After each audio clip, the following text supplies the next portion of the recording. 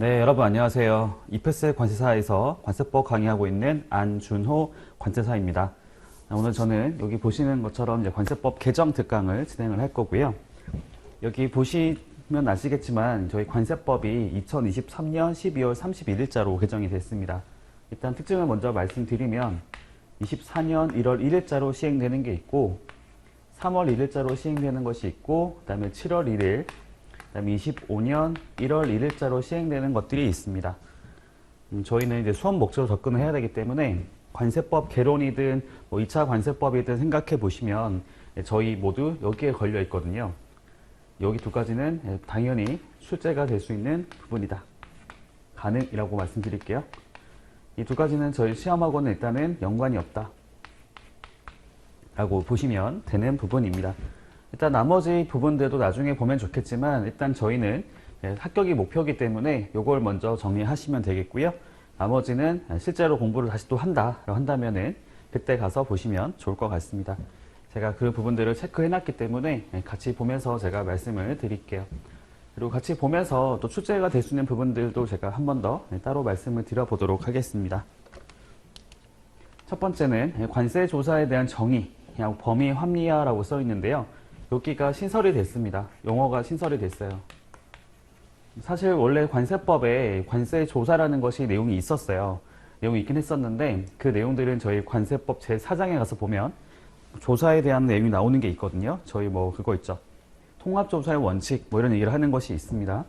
그 부분에서 관세 조사에 대한 정의를 두는 게 있었는데 그거를 처음으로 끌고 와서 제1장 총칙에 나와 있는 제2조 정의로 규정을 하고 있습니다. 한번 볼게요. 관세조사란 관세 과세표준과 세액을 결정 또는 경정하기 위하여 방문 또는 서면으로 납세자의 장부 서류 또는 그 밖의 물건을 조사하는 것을 말한다.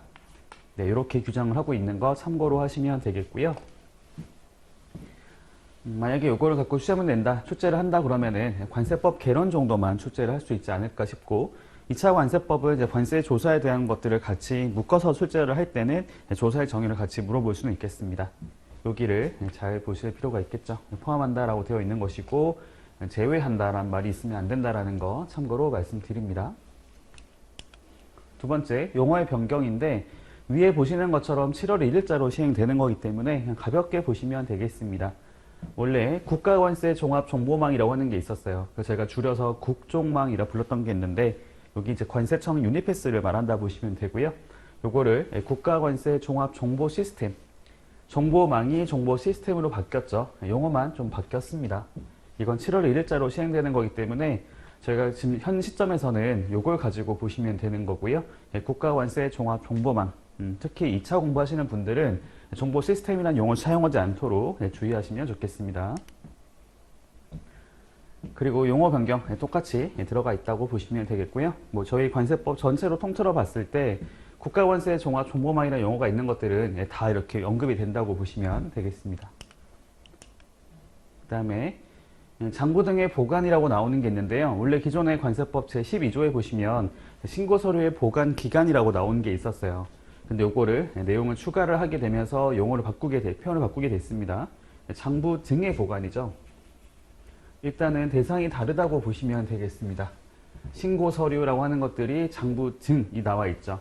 여기 보면은 뭘 얘기하는 거냐면 이런 신고를 할 때 필요한 근거 서류가 있을 거잖아요. 증빙할 수 있는 서류, 근거 서류가 있을 텐데 요거 장부와 증거 서류라고 하는 것들을 여기 보면은 갖추어 두어야 한다. 5년의 범위에서 대통령령으로 정하는 기간 동안 갖추어 두어야 한다.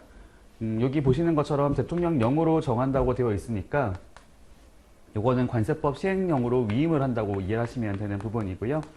관세법 시행령은 저희 한 2월 정도에 개정이 될 겁니다. 개정이 되면 그때도 내용을 참고로 하셔야 되겠죠. 저희 시험에 출제가 될 수 있는 부분이기 때문에 그래서 요거에 관련된 내용들도 다시 추가될 것이다 라고 보시면 되겠고요. 기존에는 신고 서류만 보관을 하는 것이 있었는데 요거는 그거 말고 여기 보시는 장부와 증거 서류라고 하는 것들을 이렇게 비치에 돌아 갖춰 두어야 한다라고 얘기하고 있습니다. 아마 요것들은 어떤 얘기를 하고 싶은 거냐면은 뭐 뒤에 나와 있긴 한데요.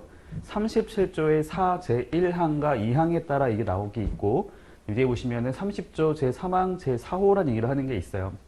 이렇게 이해하시면 됩니다. 여러분들이 세관 공무원이라 가정해 보시면 납세자에 대해서 어떤 그 세금에 대한 조사를 할 수가 있잖아요. 심사를 하게 될 텐데 그때 이 가격에 대한 결정, 그다음에 어떤 여러 가지 내용에 대해서 제출할 것을 요구하는 것이 있어요. 뭐 저기 이게 어떤 근거로 나왔냐라고 하게 됐을 때 보통의 경우는 그런 게 있거든요. 특수관계자들 간의 거래를 하게 됐을 때는 보통 한국의 수입자 가정해 봤을 때 그러면 본사가 한국이 아니라고 이해하시면 되거든요. 보통 뭐 미국이나 뭐 유럽이나 뭐 일본과 같은 본사가 있는 거고 거기 본사가 있고 한국은 지사기 때문에 그 어떤 가격 결정에 대한 자료가 한국에 충분하게 있지 않다라고 얘기를 할 수가 있어요. 그러면 세관 입장에서는 그거를 우리가 확인하기 위해서 필요한 것인데 그게 본사에 있기 때문에 자료를 받을 수가 없다라고 생각할 수가 있거든요. 그래서 그거에 관련된 의무를 두고 있다고 보시면 되겠습니다. 의무적으로 비치를 하라고 한 거죠. 갖추어둬야 한다라고 얘기를 한 거고 그게 어디에 나와 또 뒤에 보시면 이런 자료들은 소득세법, 그다음 법인세법에 따라서 해당되는 납세지에다가 갖추어 두도록 하고 있습니다. 납세지라고 하는 것들 관련 법을 보시면 아시겠지만 우리나라에서 세금을 부과하기 위한 장소가 되는 곳이거든요. 그래서 여기 보면은 소득세 같은 경우에는 그 어떤 뭐 개인 같은 경우는 주소나 거소가 될 것이고 법인 같은 경우는 그 사업장의 주된 어떤 소재지가 되는 거겠죠. 뭐 법인이라고 하게 됐을 때는 본점 또는 주된 사무소의 소재지라고 할 수가 있겠어요.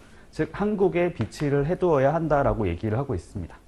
이런 내용들은 당연히 좀 출제가 될 수 있는 부분이라고 생각을 합니다. 그리고 지금 당장 개정된 건 아니지만 여기 보시는 것처럼 이 관세법 시행에 나와 있는 이 기간에 대한 것들은 저희 관세법 개론에서도 출제가 될 수 있지 않을까라고 생각을 합니다. 그거는 참고로 말씀을 드리고요. 그리고 넘겨보면 2항하고 3항이 나오는 것이 있는데 뭐 2항에 가서 보면은 여기는 뭐 정보 처리 시스템을 이용해서 작성할 수 있다라고 되어 있습니다. 원래는 보통 그런 게 있겠죠. 보통 저희가 종이 문서 형태로 뭐 서면으로 작성하는 것들이 있겠지만 그거 말고도 요즘에 워낙 전자화가 많이 되어 있기 때문에 정보 시스템을 이용해서 작성할 수 있다라고 얘기를 하고요. 그리고 이거 보면은 뭐 디스켓 밖에 뭐 정보 보존 장치에 보존하라고 그 방법을 얘기하고 있습니다.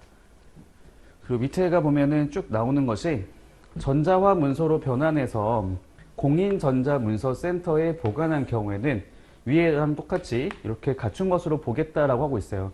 공인된 전자문서센터죠. 공인전자문서센터. 여기 어떤 말을 의미하는 거냐면은 말 그대로 우리나라에서 공인된 어떤 전자문서를 보관하고 있는 어떤 특정 기관이 있다고 이해하시면 돼요. 특정 회사가 있는 것이고 거기서는 공인이 되어 있는 거죠. 공인이 되어 있어서 거기는 보안상의 문제도 없고 라고 생각할 수 있습니다. 거기다가 이렇게 갖춰 두는 거, 그러니까 내가 직접 보관하는 것이 아니고 공인된 전자문서센터에 보존하고 있는 것들도 허용된다라고 얘기를 하고 있다고 보시면 되겠어요.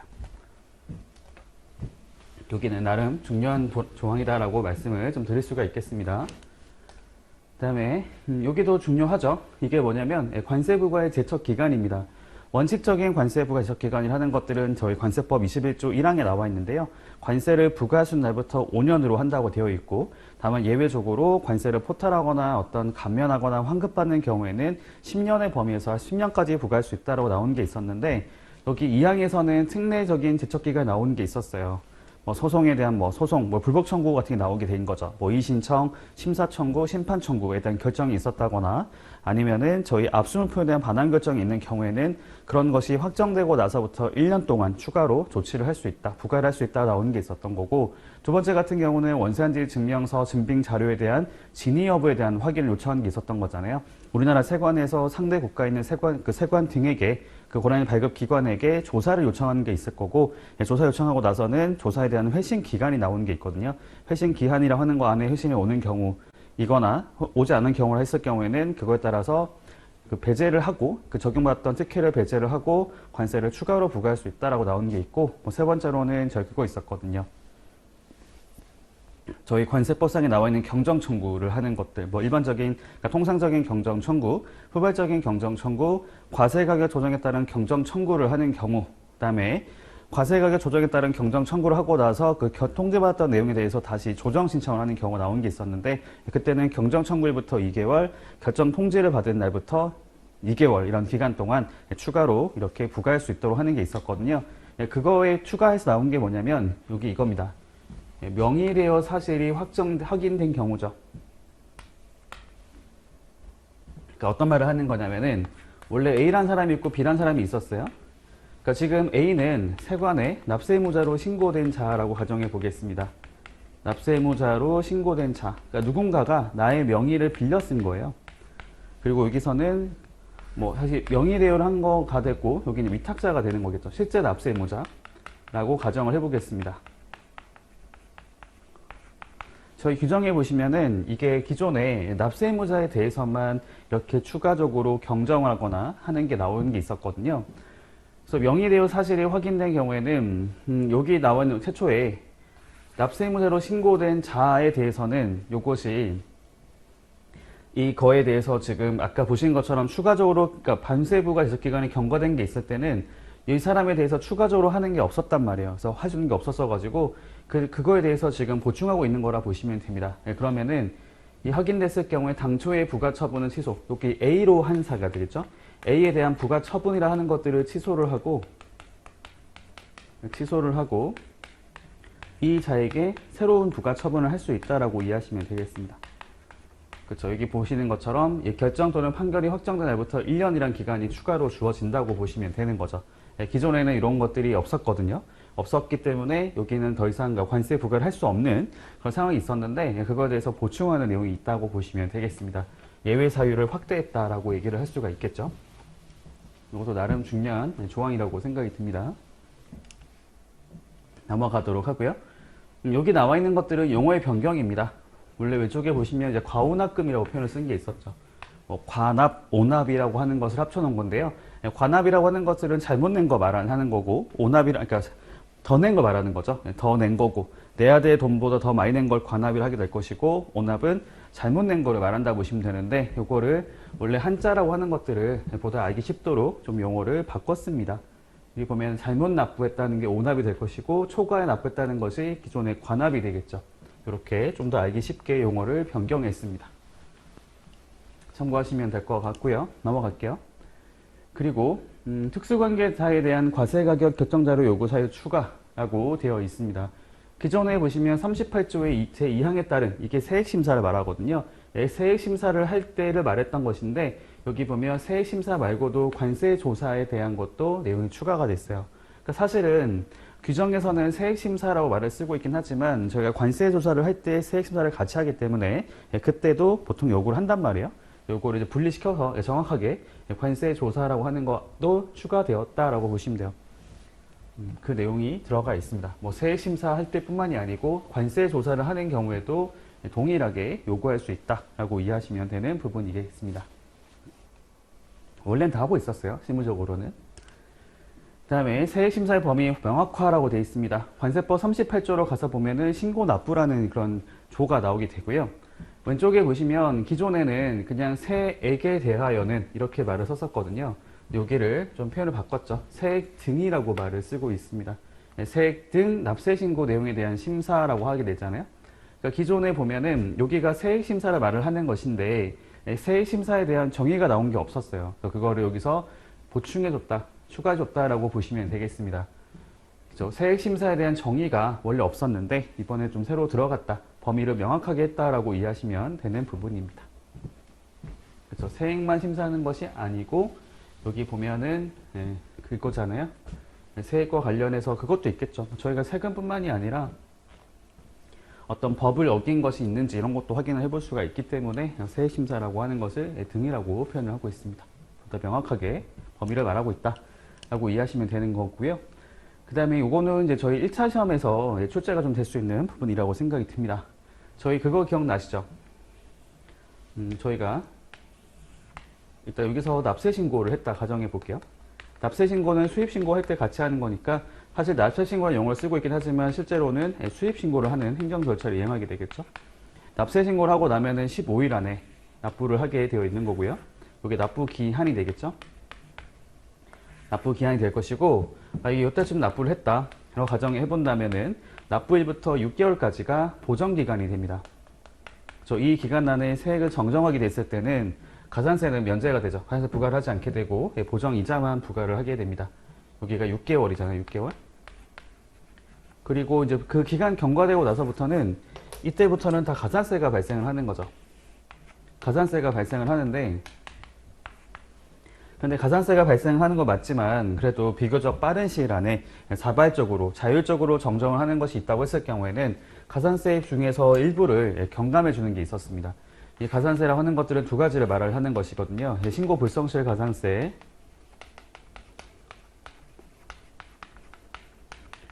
그리고 하나는 납부지연 가산세라고 하는 것이 있는 거죠. 납부지연 가산세.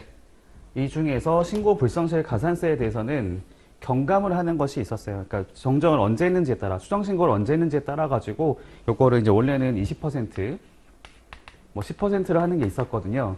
그게 어떻게 된 거냐면은 여기서 여기 6개월까지는 원래 20%, 여기서 이제 나머지 기간까지는, 그러니까 기간이 아니라 여기서부터 이제 1년이 더해지는 거죠. 1년을 더했을 때는 여기가 20%, 여기가 10% 이렇게 감면해 주는 게 있었어요. 근데 요거를 더 쪼갠 거죠. 쪼개가지고 원래 여기는 30%로 바꿔주게 되고, 밑에 거 지우겠습니다. 30%로 더 늘려준 거죠. 감면율을. 그리고 여기도 쪼개는 거예요. 여기 1년 말고 여기 6개월치를 자르고 6개월로 잘라가지고 6개월에 대해서는 20%, 여기는 10% 이렇게 내용을 두게 된 것입니다. 다시 한번 확인을 해보시죠. 왼쪽에 보면은 6개월이잖아요. 보정기간은 지난날부터 6개월. 똑같이 6개월인데 여기는 20%였던 거를 지금은 30%까지 이제 경감률이 높아지게 된 거죠. 10%가 올라가게 됐습니다. 경감을 더하게 된 거고, 기존에서는 보시면은 이제 6개월 초과하고 1년 6개월까지잖아요. 6개월 하고 플러스 1년이 더해진 거죠, 1년. 1년 동안에서는 10%를 하는 게 있었는데, 요게 개정이 되면서 두 개로 나눠지게 된 거예요. 6개월 초과 1년 이내죠. 그러니까 여기를 6개월, 여기가 6개월이 되는 거겠죠. 요걸 이렇게 나눴다고 보시면 되겠습니다. 여기는 20%, 여기는 10% 이렇게 되어 있다 라고 보시면 되는 거고, 관세법 개론에서는 출제가 될 수 있는 부분이라고 생각을 합니다. 아무래도 출제자 입장에 봤을 때는 개정된 것을 좀 확인해 봤는가를 확인하기 위해서 출제 가능한 문제 중에 하나가 아닐까라고 생각을 합니다. 저희 참고로 작년에 개정된 것 중에 바로 시험에 나온 게 두 문제가 있었거든요. 관세법 개론이요. 그래서 이것도 당연히 가능성이 있다라고 생각을 합니다. 다음 46조, 아까 보셨던 거죠. 과운납금에 대한 표현이 달라졌다라는 거 참고하시면 되겠고, 그다음에 덤핑 방지 관세를 부과하기 전에 잠정 조치가 나옵니다. 저희가 덤핑 방지 관세 잠정 조치라고 하는 것들은 두 가지가 있거든요. 하나는 잠정 덤핑 방지 관세를 부과하는 겁니다. 잠정적으로 추계된 덤핑 방지 관세에게 상당하는 금액을 부과를 하는 거고, 하나는 그거에 상당하는 담보를 제공하도록 요구할 수가 있는 거죠. 명령을 할 수가 있습니다.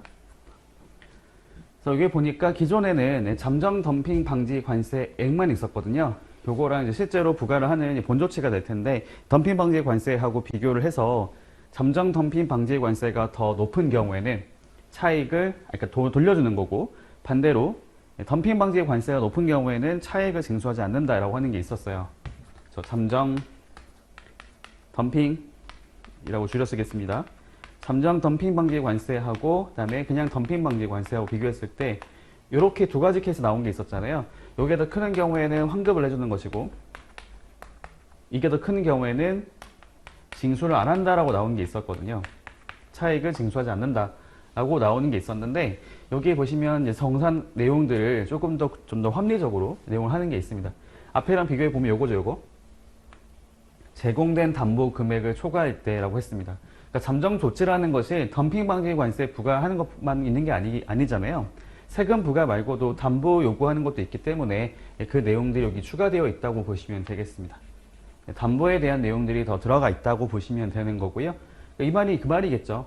저기 그 잠정적으로 납부했던, 제공했던 담보 금액보다도 덤핑 방지 관세 금액이 더 큰 경우에는 그 차익만큼을 징수도 안 하고 담보 요구도 안 한다라는 거, 담보 제공 요구도 안 한다라는 것이 여기 들어가 있다 보시면 되는데, 근데 여기 보니까 그 규정에서는 차익을 징수하지 않는다라고 되어 있어서 사실 요거에 대한 것들은 좀 내용이 빠져 있다고 이해할 수가 있겠지만, 일단 의미는 그렇다고 보시면 되겠고요. 반대로 요게 더 컸던 경우죠. 그러면 관세는 환급을 하는 거고 담보는 차익만큼을 해제를 하는 내용들이 추가되었다라고 보시면 되겠습니다. 정산에 관련된 내용들이 추가되었다. 뭐 사실은 그게 원래 없던 건 아니고요. 없던 걸 새로 만든 건 아니고 그것이 법에 명확하게 나와 있지 않았기 때문에 보다 합리적으로 표현을 바꿨다라고 보시면 되겠습니다. 그리고 여기 표현도 바뀌게 됐죠. 조문 정리를 했다고 보시면 돼요. 조문 정비. 여기 쭉 보시면 이렇게 쭉 나열식으로 했던 것들을 여기 이제 코로 이제 내용을 뺐다고 보시면 돼요. 이렇게 빼게 되면 훨씬 더 눈에 잘 보이게 되죠. 각 코로 두고 이제 그 내용들을 보다 간결하게 말을 하는 것이 있어요. 그래서 이것도 이하에서는 덤핑 방지 조치라고 부르겠다라고 해서 두 가지를 말하고 있습니다. 덤핑 방지 관세를 부과를 하는 거 또는 약속을 하는 거 이렇게 나오게 되고요. 참고로 보시면 되는 거고, 그리고 그 내용들이 뒤에도 다 연결되는 거죠. 여기 나왔던 표현들을 그냥 덤핑 방지 조치 아까 앞에서 이하라고 했기 때문에요. 이걸 그대로 여기다가 쓰고 있다고 보시면 되는 거고, 단서가 신설이 됐습니다. 여기 볼게요. 대통령령으로 정하는 사유로 재심사를 하는 경우에는 그 기간이 끝나기 전에 적용 시한이 종료되더라도 효력을 잃지 않는다. 사실 이 내용은 신설됐다고 했지만 원래 없던 내용이 아니에요. 요거는 원래 관세법 시행령에 나와 있던 거였거든요. 저희가 재심사를 하게 됐을 때는 연장을 하는 재심사가 나올 수가 있잖아요. 기존에 어떤 부과했던 덤핑 방지 관세가 끝나기 전에 다시 심사를 해서 연장을 할 필요가 있다고 하는 게 나올 수가 있거든요. 근데 그것도 기간이 꽤 걸리기 때문에 이 연장에 대한 결정을 하기 전에 이미 덤핑 방지 관세 적용 시한이 끝날 수가 있어요. 적용 시한이 완성될 수가 있단 말이에요. 종료될 수가 있는 것이 있기 때문에 그런 경우에 어떻게 하느냐, 그 경우에는 계속해서 효력을 갖는 것으로 한다고 하는 게 있었는데 그거를 법으로 상향 입법을 했다고 보시면 되겠습니다. 이걸 단서로서 보다 명확하게 내용을 정비했다라고 보시면 되겠습니다. 원래 없던 내용이 생긴 게 아니라는 거예요. 원래도 있던 내용이고, 다만 그것에 대한 규정을 원래 시행령에 나와 있던 것들을 법으로 상향해서 입법을 했다라고 보시면 되겠습니다. 그리고 여기는 이제 25년도 1월 1일자로 시행되는 거죠. 1년 정도 남았는데, 요거는 뭔지만 간단하게 말씀을 드리겠습니다. 현재 뭐 내용을 보실 필요는 없는 건데요. 우회 물품, 그러니까 우회 덤핑 물품에 대해서도 덤핑 방지 관세를 부과하겠다라는 겁니다. 여기 보니까 우회 덤핑에 대한 정의가 나와 있는 게 있죠. 여기 쭉 보니까 덤핑 방지 관세가 부과되는 물품의 물리적인 특성이나 형태 등을 경미하게 변경했다고 해요. 그러니까 쉽게 말하면 속임수로 하는 거죠. 우회해서. 덤핑 방지 관세를 부과하는 것이 있으니까 요거를 좀 교묘하게 경미하게 바꿔가지고 하게 되면 다른 물건으로 이해를 할 수가 있잖아요. 오해를 할 수가 있기 때문에 그렇게 해서 덤핑 방지 관세를 피하려고 하는 것들이 나올 수가 있겠죠. 일종의 부정행위라고 할 수가 있겠는데, 이런 것에 대해서도 확인이 되면은 그거에 대해 덤핑 방지 관세를 부과할 수 있다라는 내용들을 신설하게 됐습니다. 일단 요거는 지금 현재는 반영이 안 되는 거기 때문에, 시행이 안 되는 거기 때문에 내용을 가볍게만 알고 계시면 되겠어요. 굳이 현 시점에서는 안 보셔도 됩니다. 그리고 상계 관세라고 하는 것들은 아까 보셨던 덤핑 방지 관세와 거의 내용이 동일하잖아요. 그래서 그 내용이 똑같이 반영이 되어 있다고 보시면 되는 거고요. 요거 다 마찬가지인 거죠. 다 봤던 거고. 그리고 여기 뒤에 거, 용도세율 대상 확대를 보겠습니다. 용도세율의 적용이라고 나오게 되는데요. 여기 이제 뭐가 바뀌게 된 거냐면은, 기존에 보시면 여러 가지 그 내용이 있죠. 여기는 거의 다 세율이라고 보시면 되는데, 이렇게 나와 있던 것들을 지금 보니까 51조, 57조, 63조, 74조라는 것을 추가를 하게 된 거예요. 51조는 덤핑 방지 관세, 57조는 상계 관세, 63조는 보복 관세, 74조는 편입 관세를 말하는 것이거든요. 그러니까 기존에는 용도세율 적용이 안 됐던 것들을 여기서 추가로 내용이 들어가 있는 게 있다. 그래서 대상이 확대됐다고 얘기를 하는 거고요. 그리고 밑에 썼던 표현도 바뀐 게 있는 거죠. 원래는 물품의 성질과 형태가 그 용도 외에 다른 용도에 사용할 수 없는 경우에는 그러하지 않는다. 이 말이 뭐냐면은, 원래는 신청을 하라는 거였어요. 신청. 적용받기 위해서는 세관장에게 수입신고 수리 전에 원칙적으로는 신청을 하게 되어 있는데, 다만 여기 단서에 있던 것들은 신청 안 해도 된다고 했던 거거든요. 이게 뭐냐면은 용도세율 전용 물품입니다. 용도세율 전용 물품이라고 하는 표현을 쓰고 있어요. 요거는 저희 관세청 고시에 나와 있는 표현인 것인데, 용도세율 전용 물품, 그러니까 특정 용도로밖에 사용이 안 된다는 거예요. 다른 용도로 사용이 안 된다. 한번 예를 들어 말씀드려 볼까요? 이 콩이라고 하는 것들을 제가 보통 말을 하게 되는데, 예를 들면 요거를 식용이라고 하는 거하고 재배용으로 쓰는 경우가 세율 차이가 있다고 가정해 보겠습니다. 식용으로 갔을 경우에는 그냥 임의로 10%라고 가정해 보고, 재배용 가게 됐을 때는 0%로 가정해 봤을 때, 이 두 개 중에 어느 하나의 용도로 쓸 수 있는데 불구하고 내가 그 중에서 특정 용도로 쓰겠다. 즉 먹는 것도 가능하지만 재배 용도로 쓰겠다고 해서 용도세율 적용 신청을 할 수 있다 가정해 볼게요. 그런데 특정 콩은 먹는 것이 아예 불가능하고 재배용밖에 안 된다고 하는 것이 있을 때는 그거는 다른 용도로 사용이 안 되는 전용성이 있다고 얘기할 수가 있겠죠. 요걸 저희가 용도세율 전용 물품이라고 말을 합니다. 용도세율 전용 물품이라고 하는 것들은 내가 임의적으로 판단하는 것이 아니고요. 그걸 적용하기 전에 미리 세관장에게 신청을 하는 거예요. 신청을 해서 내가 취급하는 물품이 이 특정 용도밖에 사용이 안 되는 거다라는 것을 확인을 받는 거죠. 용도세율 전용 물품에 대한 확인을 받으면 그 확인받은 물품들은 그 다음에 수입할 때마다 계속해서 용도세율 적용 신청을 할 필요가 없다고 이해하시면 되거든요. 그러니까 확인받은 물품과 동종 동질 물품이죠. 그러니까 동일 물품, 그러니까 동종 동질 되겠죠. 동종 동질. 그 물품과 동종 동질 물품들 같은 경우는 수입할 때마다 신청하지 않더라도 그냥 적용해도 된다라는 걸로 이해하시면 되는 건데, 원래 그렇게 나와 있던 것들을 지금 보면은 동일하게 그 의미는 같다 보시면 되고요. 다만 그 내용을 생략할 수 있다. 원래는 그냥 그러하지 아니하다라고 썼던 것들을 보다 명확하게 생략할 수 있다. 신청 안 해도 된다라고 하는 걸로 명확하게 표현을 쓰고 있다고 이해하시면 되겠습니다. 내용 이해할 수 있겠죠?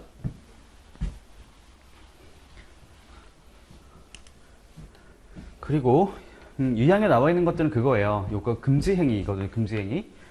그 용도세율이라는 것은 수입한 이후에 특정 용도로 사용하겠다. 다르게 말했으면 다른 용도로 사용하거나 양도하지 않겠다는 의미를 가지고 있다 보시면 되는 거고, 그렇기 때문에 세관에서는 그거를 관리하는 것들을 하게 되는 거죠. 그걸 저희가 사후 관리라고 얘기를 하고 있습니다. 사후 관리. 사후라는 거는 수입한 이후라 보시면 되는 거고요. 수입한 이후에도 다른 용도로 사용하지 말라라는 것을 이 항에서 금지 행위로 두고 있는 거죠. 세관에게 별도로 어떤 그 내용을 알리지 않고 무단으로 다른 용도로 사용을 하거나 사용할 자에게 양도하지 말라라고 얘기를 하고 있는 거예요. 요걸 위반하게 됐을 경우에는 저희 허위신고죄 등에 따른 처벌을 받게 되는 거죠. 2천만 원 이하 벌금형에 처해지는 게 있고, 과실은 300만 원 이하 벌금에 처해지는 것이 있습니다. 근데 여기 단서가 있죠. 원래는 여기 보는 것처럼 대통령령으로 정하는 바에 따라 미리 세관장의 승인을 받은 경우, 이거는 세관장에게 용도의 사용 등의 승인을 받은 경우, 그러니까 무단은 아니지만 세관에게 알린 경우라고 이해하시면 되는 거고, 1항 단서라는 것이 아까 보셨던 용도세율 전용 물품이라고 보시면 되거든요. 요거를 여기서는 지금 요거를 없앴다고 되어 있는 건데, 요게 그냥 의미가 없어진 것이 아니고요. 내용은 동일한데 다만 조문 정비가 있다고 보시면 됩니다. 여기서 썼던 표현들을 나중에 뒤로 가보면은 저희 관세법 102조 가면 그 저희 사후 관리 관련 얘기 나오는 게 있거든요. 거기서 언급을 할 거예요. 그러니까 조문을 정비했다라고만 이해하시면 되고요. 요거는 내용이 바뀐 건 아니라고 이해하시면 됩니다. 그 다음에 품업분류 체계 수정에 대한 의미 명확하라고 돼 있어요. 그러니까 이게 뭐냐면은 관세법 84조인데요. 거기에 가서 보면은 기재부 장관은 여기에 나와 있는 거에 대해서는 세율이 변경되지 않는 선에서 변경되지 않는다고 한다면은 품업분류를 지금 보면 새로 하거나 다시 할 수 있다. 새로 한다는 거는 신설을 한다고 보시면 되는 거고, 다시 한다는 거는 바꾼다는 거죠. 내용을 변경한다라고 이해하시면 되겠어요. 개정. 이렇게 이해하시면 되는 거거든요. 그러니까 신설은 제정, 여기 개정 이렇게 이해하시면 될 것 같아요. 뭔가 새로 코드를 만들거나 아니면 코드를 바꿀 수가 있다고 이해하시면 되는 건데, 여기 어떻게 바뀌게 된 거냐면요. 기존에 나왔던 것들 보면은 이런 게 있었거든요. 관세협력이사의 권고 또는 결정이나 새로운 상품의 개발 등 이렇게 썼단 말이에요. 여기 보면은 앞에 똑같죠? 권고 또는 결정 등은 똑같은데 대통령령으로 정하는 사유라고 말을 쓰고 있고, 원래 요거는 새로운 상품의 개발이란 표현이 여기서는 삭제가 된 거죠. 없어지게 됐습니다. 물론 대통령령으로 정하는 사유라고 하는 것들을 다 확인을 해봐야겠지만, 일단은 법에서는 새로운 상품의 개발만으로는 이 내용들을 바꿀 수가 없다라는 의미로 하면 된다고 이해하시면 될 것 같고, 자세한 내용들은 대통령령으로 나오는 것을 확인하고 보시면 되겠습니다. 그러니까 지금 요게 그냥 통째로 없어지게 된 거죠. 새로운 상품의 개발이란 표현이 이제 없어지게 되고 그냥 대통령령으로 정하는 사유라고 표현을 쓰게 된 겁니다. 더 이상 뭐 새로운 상품의 개발은 여기 나와 있는 품업분류로 새로 하는 것은 아니다 라는 걸로 이해하시면 될 것 같고요.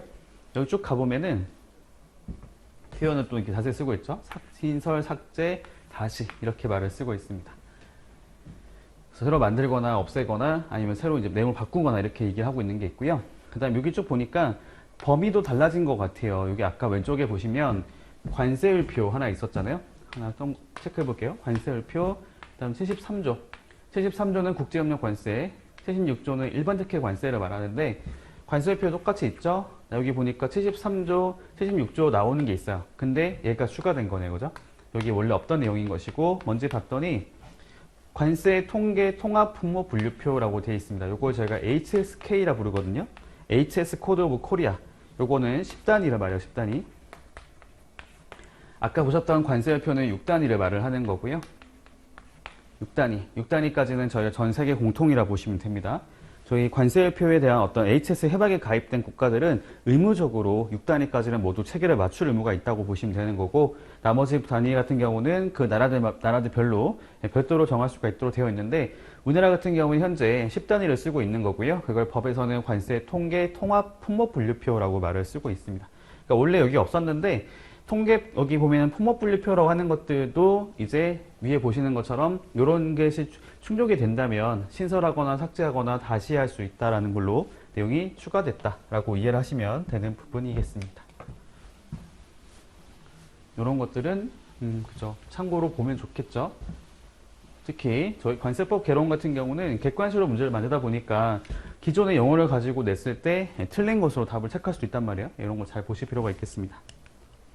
그 다음에 조문 정비가 나오게 되죠. 아까 보신 것처럼 이거 있잖아요. 여기 품목분류표라고 하는 것이 추가됐다 보니까 뒤에서도 그 내용이 똑같이 반영되어 있다고 보시면 되는 거고, 원래는 이렇게 쭉 나열되어 있는 것들을 각 코로 이제 새로 만든 거죠. 여기 훨씬 더 보기 편하잖아요. 저기 나와 있는 거 이렇게 쓰게 되면 어떤 단점이 있냐면 여기가 어디까지 끊어지는지를 모르는 거예요. 원래 이렇게 끊어야 되거든요. 이렇게 설명이 되는 거기 맞는데 요거를 제조자 및 관세사법에 따른 쭉 나와 있고 요게 관세 등인가 이렇게 이해할 수가 있는 게 있어가지고 요거를 보다 명확하게 구분해서 얘기를 하고 있다 정도로 알고 계시면 되겠습니다. 그냥 조문을 정비했다라고 이해하시면 되는 부분이고요. 그리고 여기 나와 있는 거 있잖아요. 여기 쭉 보기 보니까 같은 내용이 결정 통지했던 거하고 그다음에 신고하는 물품이 같다면 그 통지 내용에 따라서 품목분류를 적용하도록 하고 있고, 이게 변경이 되고 나서 이제 그거에 대한 적용이 나오는 게 있는데 요게 삭제가 됐는 게 오해하시면 안 돼요. 내용 삭제가 아닙니다. 내용 삭제가 아니고 요거는 그냥 조문을 정비한 거예요. 사실 이 내용은 관세법 86조만 있는 게 아니라 87조도 나오는 게 있어가지고 그걸 여기 있는 것들을 뒤로 옮겼다고 보시면 되겠습니다. 없어진 게 아니라는 거예요. 여기 소급해서 또는 유예하는 것이 적용 안 되는 게 아니고 그거를 조문을 정비하면서 뒤로 옮겼다고 보시면 되겠습니다. 여기 다 같은 내용이라고 보시면 되는 거고요. 그 다음에 요거는 추가된 거죠. 관세청장은 사전심사에 신청이 없는 경우에도 신고된 물품의 품목분류를 결정할 수 있다. 요거는 나름 좀 중요한 표현이 아닌가라고 생각합니다. 물론 이게 엄청 중요해서 말하는 건 아닌 거고요. 나름 의미가 있는 거라고 생각을 합니다. 원래는 저희가 관세청장은 여기 신청인 있잖아요. 신청인. 이 신청인의 신청에 따라서 결정을 하는 주체였던 것이지 신청이 없는 건데 불구하고 스스로 자발적으로 품목분류를 결정할 수 있는 것이 법에 나온 게 없었거든요. 요거를 법으로서 명시를 했다고 보시면 되겠습니다. 보통 어떤 것들이 될까요? 쟁점이 되는 것들이 되겠죠. 명확한 것들을 할 이유는 없을 거고요. 서로 간에 이제 이견이 있는 것들, 납세자하고 관세관청하고 이견이 있는 것에 대해서 얘기를 하고 있다고 이해하시면 되는 거고, 그 경우에는 여기 보시는 것처럼 이제 관세품목분류위원회 심의를 거쳐서 이거에 대해서는 여기 사항을 준용해가지고 아까 보셨던 고시 또는 공표를 하는 여기 생략되어 있네요. 여기 그 내용들도 준용한다라고 얘기를 하는 게 있습니다. 그냥 저희가 체크할 거는 이제 그 관세청장은 신청이나 신청이 없이도 품목분류를 결정할 수 있는 권한이 있구나라고 이해하시면 되는 정도입니다. 그리고 여기 또 보니까 원래는 고시라고만 되어 있던 거를 고시 또는 공표하고라고 얘기를 했어요. 이게 왜 이렇게 된 거냐면은 저희 앞전에서도 아까 보신 것처럼 여기 고시 또는 공표 얘기하는 게 있었거든요. 근데 그 뒤에서는 그냥 공표란 말이 빠져 있어서 가지고 그 내용들을 명확하게 표현을 하고 있다고 보시면 돼요. 그 의미가 달라진 건 아닙니다. 달라진 건 아니고 그 원래 있던 법의 그런 미비함을 좀 바꿨다, 다시 수정했다라고 보시면 되겠어요. 정비했다라고 이해하시면 됩니다. 그리고 아까 말씀드렸잖아요. 저희 앞에 나왔던 거를 여기로 옮긴 거죠. 여기로 옮겼습니다. 좀 뭔 내용인지 아실 거라 생각하고요. 여기 보니까 86조 얘기하는 게 있고, 여기 앞에 나왔던 거를 동일하게 뒤로 옮겨서 설명하고 있습니다. 규정하고 있습니다. 넘어갈게요. 그리고 앞서 봤던 거, 그러니까 108조가 되게 108조, 102조가 아니라 108조인데 108조 같은 경우에는 여기 보시는 것처럼 사후관리 대상이 되는 것들을 쭉 얘기하고 있어요. 저희 관세법상 사후관리 대상은 세 가지가 나오거든요. 용도세율, 그 다음에 저희 관세 감면. 참고로 관세 감면 같은 경우에는 조건부 감면은 모두 대상이 되고요. 예외적으로 무조건 감면 대상 같은 경우에도 외교용 물품 등의 면세 중 기상 물품 중에서 양수제한 물품만 사후관리 대상에 들어가게 된 거죠. 그리고 하나 더 있잖아요. 관세 분할 납부 대상인, 분할 납부를 하는 물품, 승인을 받은 물품이 될 것이고, 요거는 저희 특정 물품만 한정해서 얘기를 하는 거죠.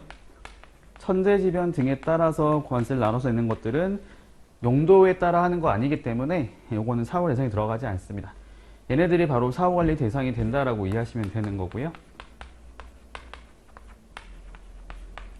그렇기 때문에 나중에 뒤로 가 보시면 이런 거 있잖아요. 통관 표지를 부착하도록 만드는 것들도 이런 취지에서라고 이해하시면 되는 건데, 여기 보면은 앞서 봤던 것 중에 83조 1항 단서가 뭐냐면 용도세율 전용 물품이었거든요. 이거에 대해서 아까 보셨던 그 조문을 뒤로 옮겨서 정비하는 게 있다라고 보시면 되겠고, 다음 사후관리에 대한 의미도 보다 명확하게 하고 있습니다. 원래 왼쪽에 보시면은 이 사후관리라고 조의 제목은 있는데 불구하고 설명이 나온 게 없었거든요. 용어에 대한 게 나온 게 없었는데 요거를 이제 법으로서 명확하게 이런 것들을 사후관리라 한다라고 정의를 하고 있습니다. 그 정도로 알고 계시면 되는 부분이고요. 뭐 내용적인 측면이 바뀐 건 아니기 때문에 그냥 가볍게 보시면 되는 부분이다 라고 말씀드릴 수가 있겠습니다.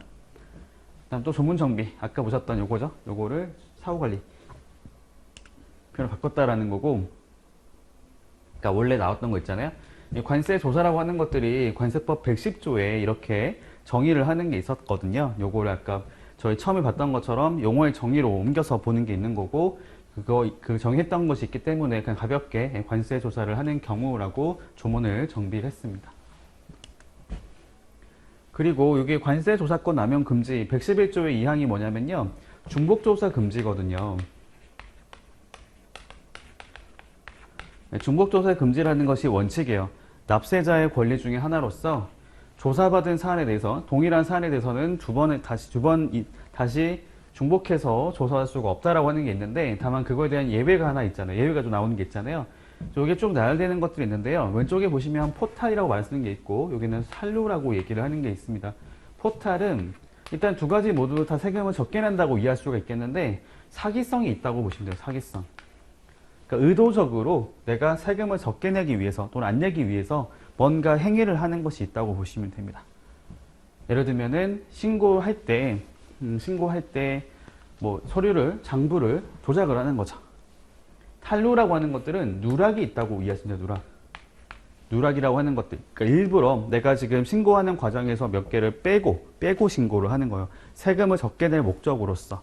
이거를 그러니까 조작하는 게 아니라 내가 신고해야 될 것들을 신고하지 않는 거죠. 조금 의미가 다르잖아요. 요건 사기적으로 하는 거고, 요거는 그 내용들을 이제 빼는 형태, 누락하는 거라 보시면 됩니다.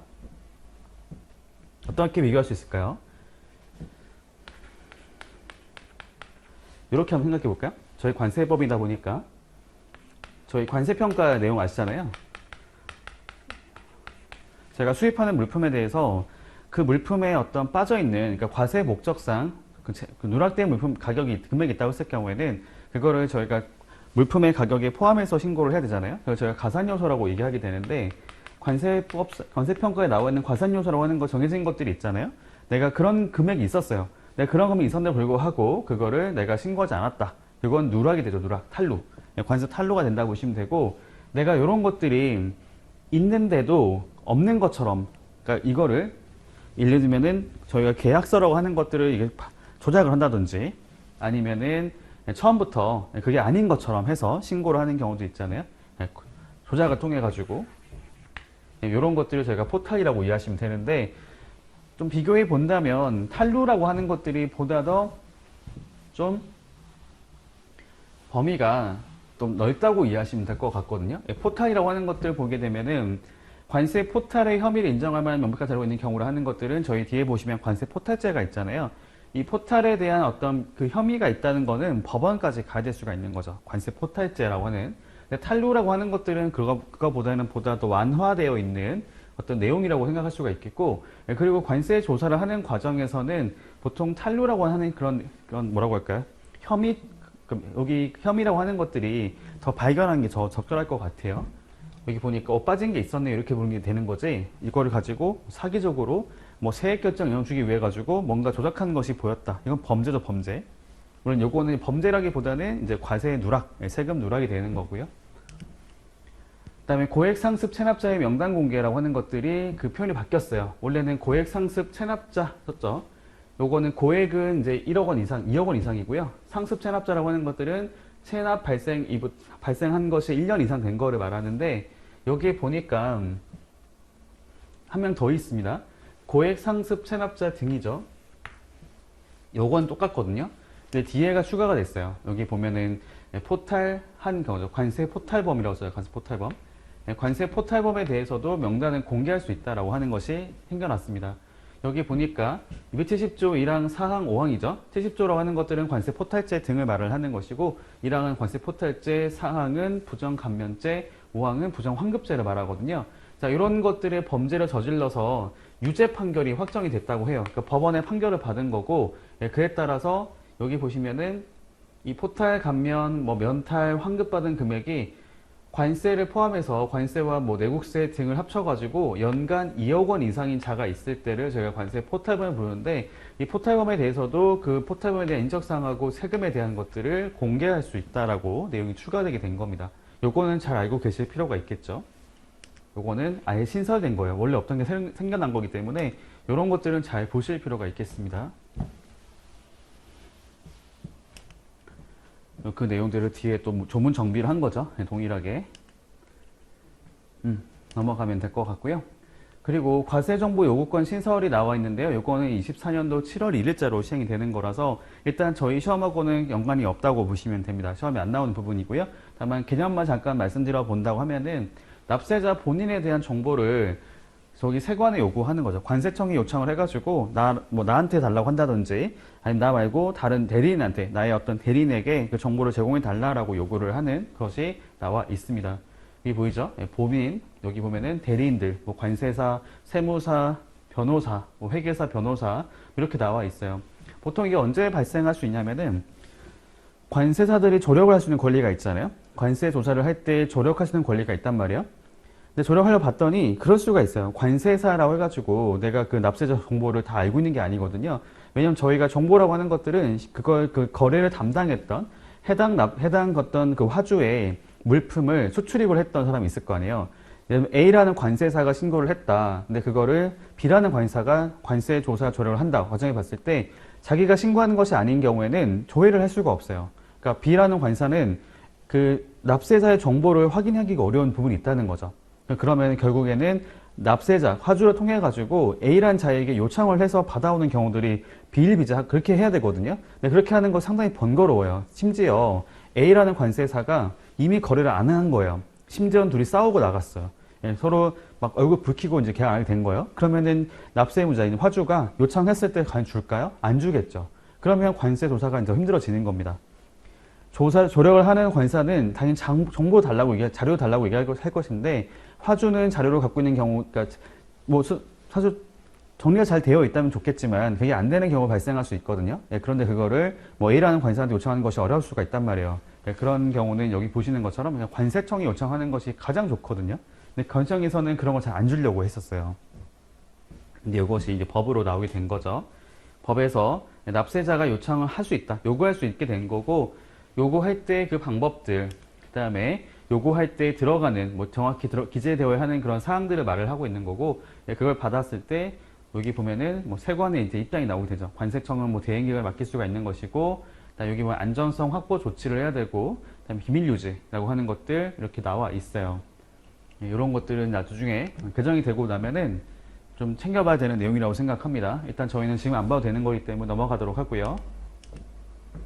그 다음에 심판 청구 나오는데, 요거는 그냥 조문 정비로 가볍게 보시면 되겠습니다. 뭐 추가로 내용 보실 필요는 없는 부분이라 생각하고요. 그 다음에 승객 예약 자료의 요청. 저 개인적인 생각으로는 요즘 한참 관세청을 비롯해서 저희 우리나라 전국 다 마찬가지겠지만 마약에 대한 이슈가 많이 발생하고 있단 말이에요. 특히나 관세청은 난리가 났거든요. 왜냐면 마약이라고 하는 것들이 국내에서 거래가 안 되잖아요. 그럼 결국에는 해외에서 가지고 왔다고 이해할 수밖에 없는데, 그러면 그걸 담당하는 기관이 관세청이죠.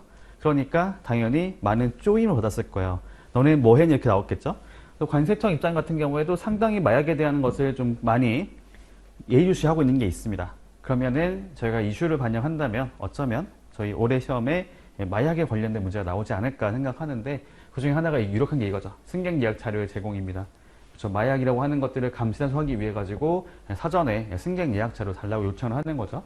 일단 그런 관련 없이 요거는 왜 마약류라고 한다고 나와 있냐면은 요게 계속 반복이 되거든요. 여기서 그냥 이하 마약류라 쓰고 그 뒤에부터는 그냥 마약류라고 정비를 하는 것이 훨씬 낫다고 생각했던 거겠죠. 조문 정비 가볍게 이해하시면 되는 거고, 요거 같은 경우는 견본품 반출에 대한 얘기하는 겁니다. 원래는 보세 구역에서의 내용만 있었거든요. 근데 요거를 국제무역선에 대한 것들도 허가를 받으면 견본품 반출을 할 수 있다라고 나오는 게 있습니다. 원래 요거는 고시상에 나와 있던 내용이었거든요. 고시에 있던 것들을 법으로 상향 입법을 했다고 보시면 되는 겁니다. 이제는 견본품 반출을 말을 할 때는 보세구역 말고도 저희 국제무역선도 그 내용이 들어가 있다라고 보시면 되는 겁니다. 참고하시면 되는 부분이고요. 넘어갈게요. 그다음 자유관리 나오는데, 왼쪽에 보시면 옛날에는, 그러니까 원래는 장부에 기록하라고 하는 게 있었는데요. 요거를 그냥 장부란 말을 빼버렸죠. 그냥 기록하고. 그 의미가 뭘까요? 장부라고 하는 것들은 일종의 그거 아니에요? 좀 종이로 되어 있는 것들, 어떤 책자 같은 거라 볼 수 있겠는데, 요즘에는 웬만해서는 여기 보면 자유관리 보세국 같은 경우는 서면으로 보통 기록을 안 한단 말이죠. 보통 저희가 전자로 많이 하고 있다 보니까 요즘 워낙 전산화가 많이 되어 있어가지고 요거를 반영했다고 보시면 되겠습니다. 그러니까 장부라고 하는 것들을 의무로 두고 있지 않은 거죠. 장부 말고 여기 그냥 기록하면 된다. 즉 방법의 그 범위를 좀 확대시켰다고 보시면 되는 거겠죠. 보세사 시험 응시 허용인데, 원래는 175조 1호가 있었어요. 1호부터 7호까지죠. 1호가 누구냐면 미성년자를 말했거든요. 그러니까 미성년자는 보세사 시험에 응시할 수 없다라고 하는 게 있었는데, 요게 이제 다 바뀌었어요. 저희 관세사 시험도 미성년자들이 시험 볼 수 있거든요. 다른 것도 마찬가지가 되고 있습니다. 그러니까 어떤 미성년자라고 하더라도 직업을 보다 자유롭게 택할 수 있도록 하는 권리가 있다라고 해가지고 미성년자는 시험 볼 수 있다 라고 하게 되면서 여기 1호가 빠진 거죠. 미성년자도 시험 응시할 수 있다. 글쎄요, 굳이 이렇게 미성년자 때부터 시험을 보러 다닐 필요가 있을까 싶긴 한데, 아무튼 그 내용들이 나오게 되는데, 다만 시험을 보는 건 자유지만 합격했다 하더라도 등록되는 건 별개의 문제인 거거든요. 등록한다는 거는 업무를 한다는 것인데, 업무를 할 때는 배제가 되죠. 결격 사유가 된다고 돼 있어요. 그러니까 미성년자가 되지 않고 더 나이 먹고 성년 됐을 때 그때 등록을 하라는 겁니다. 이 내용들이 들어가게 된 거죠. 네, 가볍게 보시면 되는 거고요. 넘어가겠습니다. 명의대여죄 추가. 이게 어디냐면 요거예요.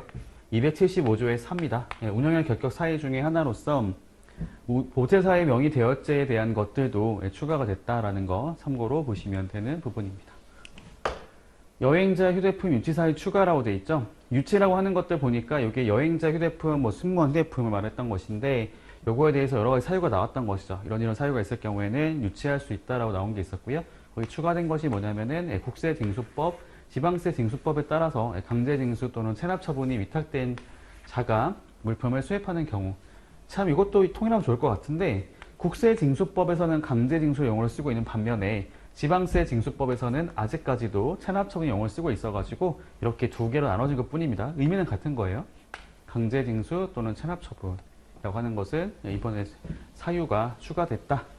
이런 것들은 관세법 개론에 내기 참 좋겠죠. 보기를 더 추가해서 문제를 낼 수가 있기 때문에 반드시 챙겨보실 필요가 있는 부분입니다. 그리고 보세운송 수단 관련 의무 위반행위 규제라고 되어 있고요. 여기 보니까 운송하려는 자가 운송수단을 정해서 보세운송 신고를 하거나 승인을 받은 경우에는 해당 운송수단, 그 운송수단을 이용해서 운송을 하라고 되어 있습니다. 그러니까 예를 들면 A라고 하는 차량이 있었어요. 출발을 했죠. 출발해가지고 여기가 이제 부산, 여기가 인천,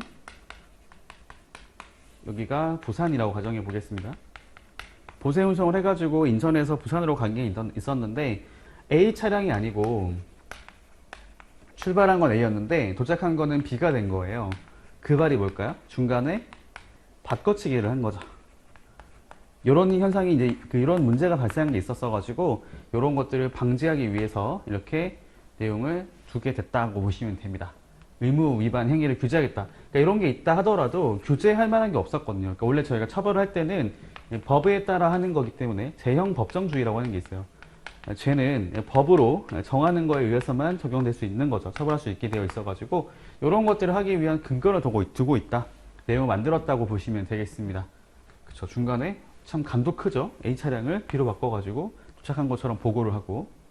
밑에 보니까 또 법이 하나 신설된 게 있어요. 220조의 2라고 하는 것을 보니까 국제항 안에서 국제무역선을 이용한 보세운송의 특례라고 하는 게 있는데 저희가 국제무역선은 그거잖아요. 우리나라와 외국을 이렇게 무역을 위해서 왕래하는 선박을 말을 하는 것인데 보세운송을 할 때 보통 국제무역선으로 하는 것은 되게 드물겠죠. 국내 차량을 갖고 하게 됐을 텐데요. 근데 그런 데가 있을 수가 있어요. 저희가 특정 지역 같은 경우는 이게 들어오고 환적을 하려고 봤더니 들어온 곳 나가는 곳의 그런 그 경로가 되게 좀 뭐라고 할까요? 비용이 많이 들고 또 여러 가지 어려움들이 생기는 것이 나올 수가 있거든요.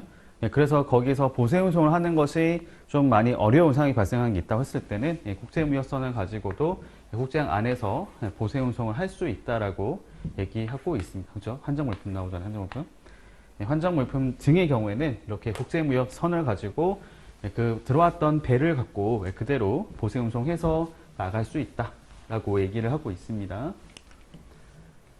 아까 말씀드렸던 행정제재에 대한 위임 근거 마련이죠. 여기 보면 왼쪽에는 그냥 세관장은 보세운송업자 등이 뭐 이런 게 있을 때는 행정제재를 할 수 있다고 나온 게 있었는데 요거에 대해서 이제 근거 규정을 관세청장이 정하는 바에 따라 이렇게 저기 고시에 나와 있거든요. 참고로 말씀드리면 저희 보세 제도랑 통관 파트 있잖아요. 거기는 관세청 고시로 거의 다 운영하고 있습니다.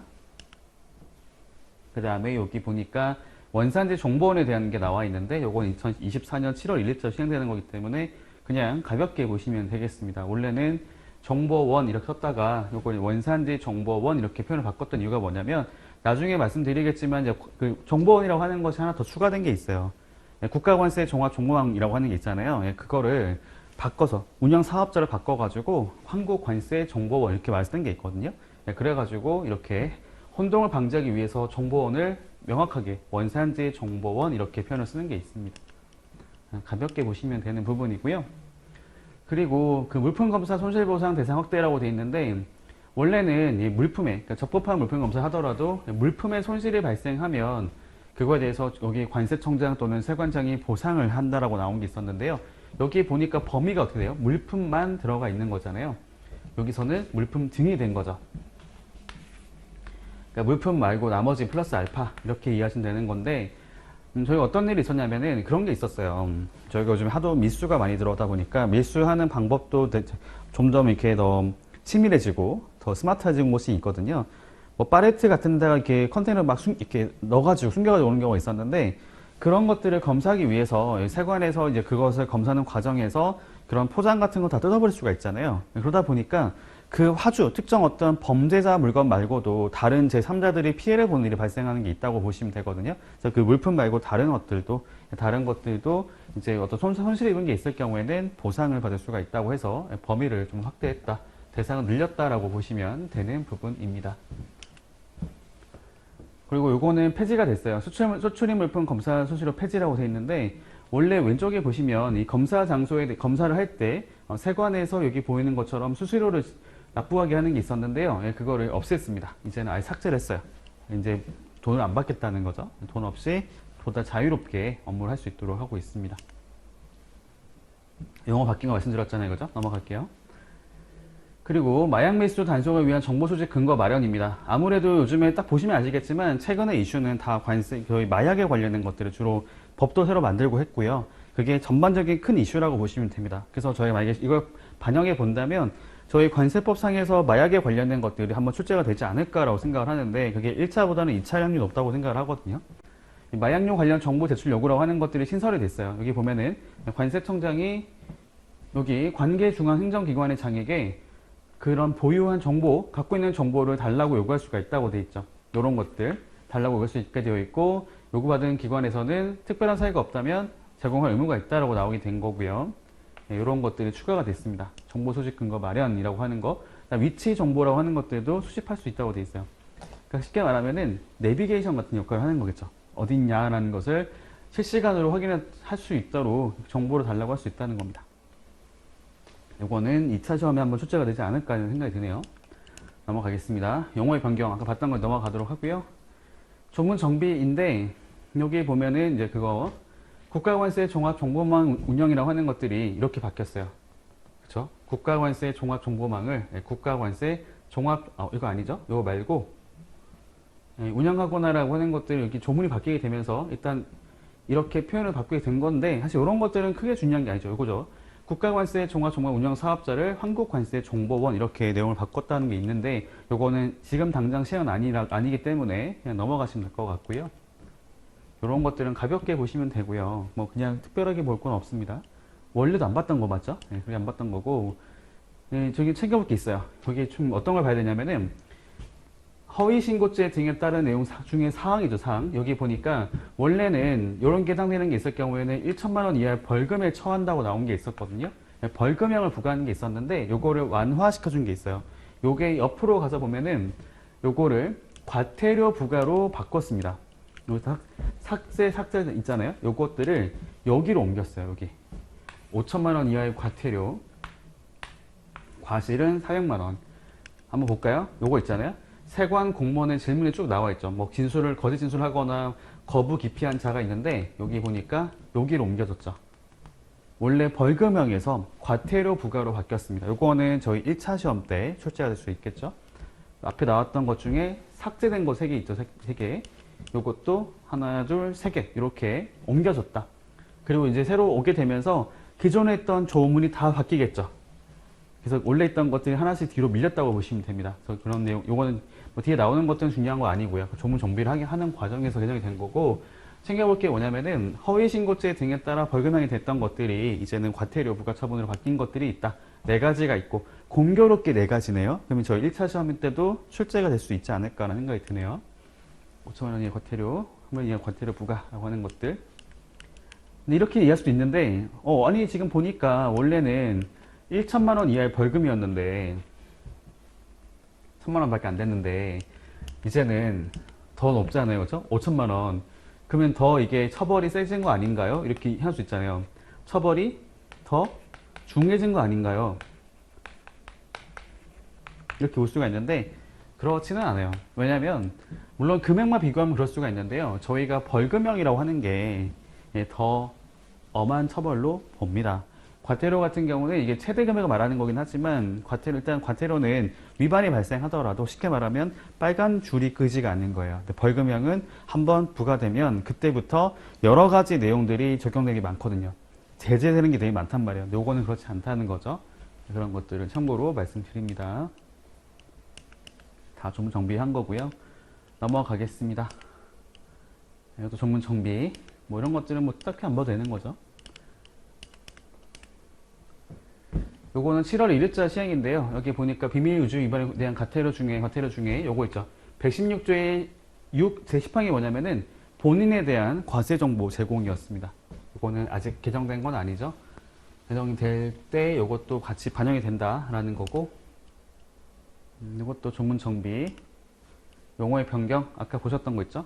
국가관세 종합정보망을 관세 정보 시스템이라고 용어를 바꾼다라는 거 보시면 되는 거고, 용어의 변경, 조문 정비. 요거가 그건데요. 아까 말씀드렸던 국가관세 종합정보망 운영 사업자라고 하는 것들이 최근에 그러니까 이슈가 된 적이 있었어요. 왜냐면은 요게 공적인 어떤 역할을 해야 되는 것인데 그런 것이 좀 부족한 것 같다라고 해가지고 이제 국회의원이 요거에 대해서 문제 제기를 했던 거죠. 그래서 요거를 보다 또 독립적으로 또 공적인 것을 그런 단체가 될 필요가 있다라고 해가지고 요거를 이렇게 명칭도 바꾸고 내용도 조금씩 바꿨다고 보시면 됩니다. 보다 공적인 것들을 요구를 한다. 여기 보시는 것처럼 안정적으로 운영 관리하고 지능정보화 촉진하고 통상환경 개선함으로써 국민경제 발전하기 위해서 이렇게 한국관세정보원을 설립한다라고 해서 좀 내용이 바뀐 것들이 있어요. 요거는 7월 1일자 시행이기 때문에 그때 가서 보시면 되는 부분이겠습니다.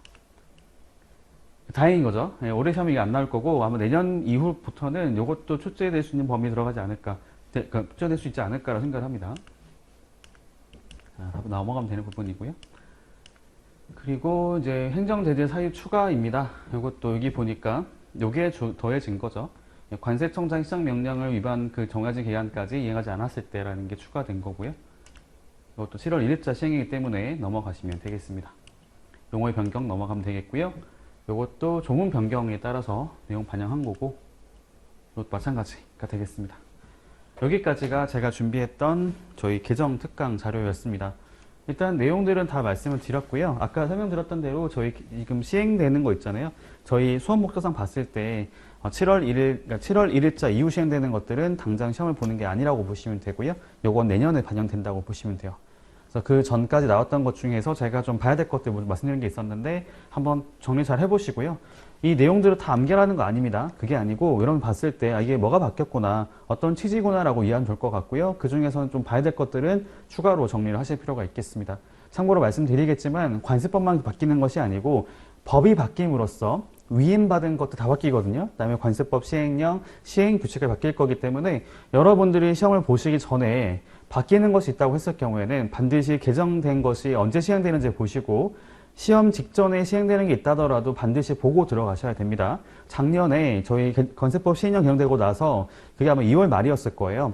개정된 것들이 3월에 바로 시험에 나왔거든요. 두 문제나. 그러니까 올해도 그럴 가능성이 높다고 생각을 합니다. 일단 여기까지 말씀드려 보도록 하고요. 다음에 또 뵙도록 하겠습니다. 감사합니다.